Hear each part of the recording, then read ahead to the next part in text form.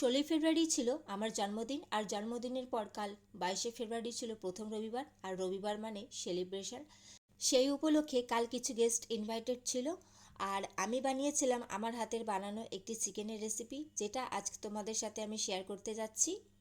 আগের বছরেও আমি আমার জন্মদিনে সবাইকে শাহী চিকেনের রেসিপি বানিয়ে খাইয়েছিলাম, যেটা খেয়ে সবাই খুবই প্রশংসা করেছিল। আর সেই ভিডিওটা আমার চ্যানেলে আছে, তোমরা চাইলে সেটা দেখে নিতে পারো। আর এই বছরেও আমি আমার জন্মদিন উপলক্ষে চিকেনের আরেকটি রেসিপি বানিয়ে সবাইকে উপহার দিয়েছিলাম। আর আমি সত্যি কথা বলছি, ভাবতে পারিনি এটাও আমি অনেক প্রশংসা পাবো। সবার খুবই পছন্দ হয়েছে, ভীষণ পছন্দ হয়েছে।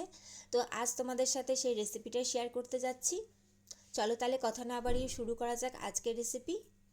চিকেন মালাই হান্ডি। চিকেন মালাই হান্ডি বানানোর জন্য চিকেনটা আমি সবার প্রথমে ম্যারিনেট করে নেব। তার জন্য চিকেনটা এখানে আমার ভাই ভালো করে ধুয়ে পরিষ্কার করে দিয়েছে। এর মধ্যে আমি আদা, রসুন, কাঁচা লঙ্কা বাটা আমি পেস্ট করে রেখেছিলাম, সেটা দিয়ে দিচ্ছি। এখানে আমি 1 কিলো 800 গ্রাম চিকেন নিয়ে নিয়েছি, আর এর মধ্যে পরিমাণ মতন আদা, রসুন, কাঁচা লঙ্কা বাটা দিয়ে দিয়েছি, আর এর সাথে বেশ অনেকটা পরিমাণে টক দই দিয়ে দিচ্ছি।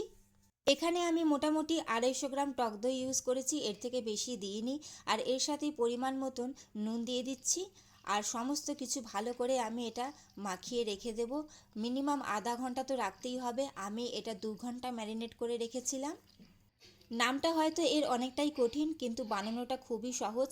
দেখতেই পেলে আদা, রসুন, কাঁচা লঙ্কা আর টক দই আর নুন দিয়ে খালি ম্যারিনেট করে আমি রেখে দিয়েছি। আর এখানে সমস্ত ঘরোয়া মশলা আমি ইউজ করছি। 2 ঘন্টা বাদে আমি কড়াই বসিয়ে দিয়েছি, আর এর মধ্যে সাদা তেল দিয়ে দিয়েছি। তেলটা ভালো করে গরম হয়ে গেছে। এখন এর মধ্যে আমি পেঁয়াজ কুচি দিয়ে দিচ্ছি।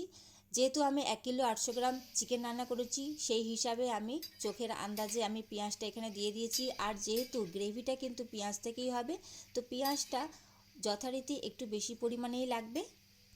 পেঁয়াজটা আমি এখানে বেশি লাল লাল করে ভাজবো না, জাস্ট একটু কালারটা চেঞ্জ হয়ে যাবে ওইটুকুনি আমি এটা ভাজবো। কারণ বেশি ভাজলে কিন্তু তেতো হয়ে যেতে পারে, তো এটা অবশ্যই মাথায় রাখবে তোমরা। পেঁয়াজের কালারটা দেখো চেঞ্জ হয়ে গেছে। ব্যাস এইটুকুনি পেঁয়াজটা ভাজা করে নিলেই হবে। এখন এর মধ্যে আমি কাজু বাদাম আর আমন্ড বাদাম দিয়ে দিচ্ছি। আমন্ড বাদামটা আমি এখানে গরম জলে ভিজিয়ে রেখেছিলাম কিছুক্ষণ, তারপর খোসাটা ছাড়িয়ে নিয়ে আমি ইউজ করেছি। এখন এটা জাস্ট 1 মিনিট মতন একটু নাড়াচাড়া করে নেব, তাহলেই হয়ে যাবে। তারপর এটা নামিয়ে ঠান্ডা করে আমি এটা ভালো করে স্মুথ একটা পেস্ট বানিয়ে নেব। এর মধ্যে দেখো আমি দুটো কাঁচা লঙ্কাও দিয়ে দিয়েছি। যদিও আদা রসুনের সাথে কাঁচা লঙ্কা আমি বেটে দিয়েছিলাম, তাই এখানে জাস্ট মাত্র দুটো দিয়েছি। আর এই সমস্ত রেসিপি কিন্তু একদমই ঝাল হয় না, তাই আমি কাঁচা লঙ্কাটা জাস্ট এই দুটো স্টেপেই ব্যবহার করেছি।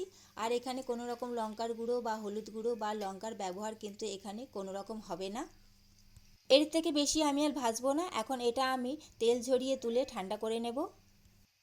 মাংসটা বানানোর জন্য আমি কড়াই বসিয়ে দিয়েছি, আর ওর মধ্যে আমি সাদা তেল অ্যাড করে দিয়েছি। এখন এর মধ্যে আমি বাটার দিয়ে দিচ্ছি। বাটার আর সাদা তেল দুটো মিশিয়ে আমি রান্নাটা করব। তোমরা অবশ্যই বাটারটা দেওয়ার চেষ্টা করবে, বাটারটা দিলে কিন্তু খুব ভালো টেস্ট হয়। আমি আগে সাদা তেল দিয়েছি, ওর মধ্যে বাটার দিয়েছি, আলাদাভাবে দিইনি, কারণ বাটারটা জ্বলে যাওয়ার সম্ভাবনা থাকে। এখন এর মধ্যে আমি তেজপাতা দিয়ে দিচ্ছি, আর দারচিনি আর 3টে এলাচ দিয়ে দিয়েছি। অন্যদিকে দেখো মাংসটা আমি 2 ঘন্টা ম্যারিনেট করে রেখেছিলাম। এখন মাংসটা আমি তেলের মধ্যে দিয়ে দেব।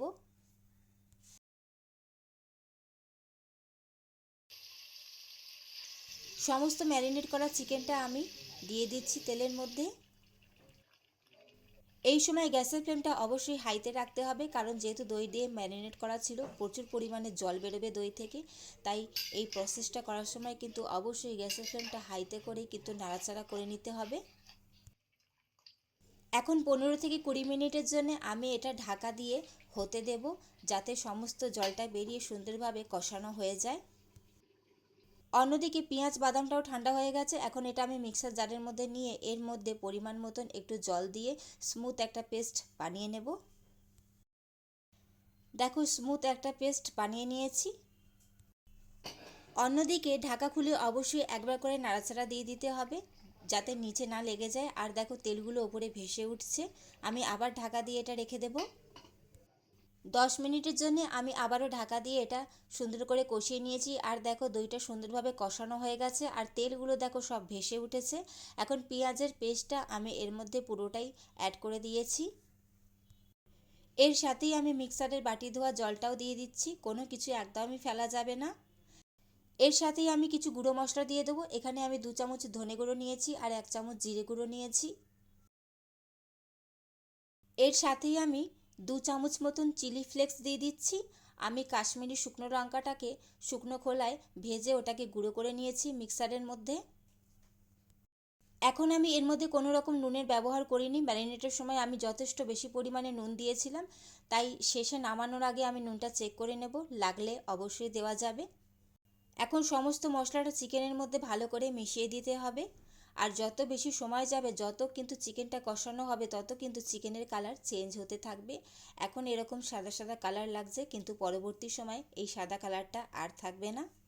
এখন এই মুহূর্তে আমি কোনো রকম জলের ব্যবহার একদম করব না, কারণ পেঁয়াজ দিয়েছি, ওর থেকে কিন্তু অনেকটাই জল বেরোবে। সমস্ত মশলা আমি ভালো করে মিশিয়ে নিয়েছি চিকেনের সাথে। এখন 10 মিনিটের জন্য ঢাকা দিয়ে আমি আবারও এটা কষিয়ে নেব। মাঝে মাঝে অবশ্যই ঢাকা খুলে একটু চেক করে নেবে, যাতে নিচে না লেগে যায়, একটু নাড়াচাড়া দিয়ে দেবে। আর দেখো মশলাটা সুন্দরভাবে কষতে শুরু করেছে, তেলগুলো উপরে ভেসে উঠছে। আমি আবারও ঢাকা দিয়ে এটা কষতে দেব।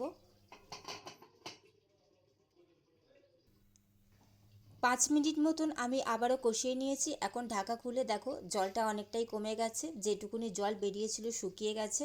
এখন এর মধ্যে আমি গরম জল অ্যাড করে দিচ্ছি। তোমরাও কিন্তু অবশ্যই এর মধ্যে গরম জলটাই অ্যাড করবে। যেটুকুনি গ্রেভি তোমরা রাখতে চাও সেই হিসাবে জল অ্যাড করে দেবে, কারণ এটা যখন ঠান্ডা হয়ে যাবে অনেকটাই জল শুকিয়ে যাবে। আরও 5 মিনিট আমি ফুটিয়ে নিয়েছি। আর এই সময় কিন্তু সমস্ত মাংস একদম সুন্দরভাবে সেদ্ধ হয়ে গেছে। আর এই সময় নুনটা অবশ্যই চেক করে নেবে। এখন এর মধ্যে আমি ফ্রেশ ক্রিম দিয়ে দিচ্ছি, আর ক্রিমটা বেশ অনেকটাই পরিমাণে দিতে হবে। যেহেতু আমি চিকেন মালাই হান্ডি বানিয়েছি, তাই অবশ্যই এখানে কিন্তু ক্রিমটা বেশি পরিমাণেই দিতে হবে। এখানে আমি আমুলের ফ্রেশ ক্রিম ব্যবহার করেছি। তো ক্রিমটা ভালো করে আমি সুন্দরভাবে মিশিয়ে নিয়েছি। এখন নামানোর আগে ওপর থেকে আমি গোলমরিচ গুঁড়ো দিয়ে দিচ্ছি। গোটা গোলমরিচটা আমি ক্রাশ করে নিয়েছি, কারণ ওর টেস্টটা কিন্তু অনেকটাই আলাদা হয় আর অনেকটাই সুন্দর হয়।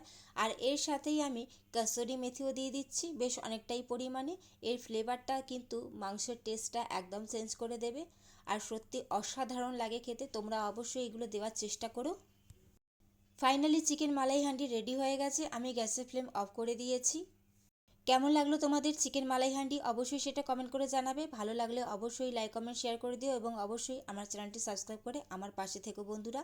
এখন আমি ওপর থেকে আর একটু বাটার দিয়ে দিচ্ছি, আর এটা ঢাকা দিয়ে রেখে দেবো যতক্ষণ না এটা সার্ভ করা হবে। চলো আজকের মতন আসি, টাটা।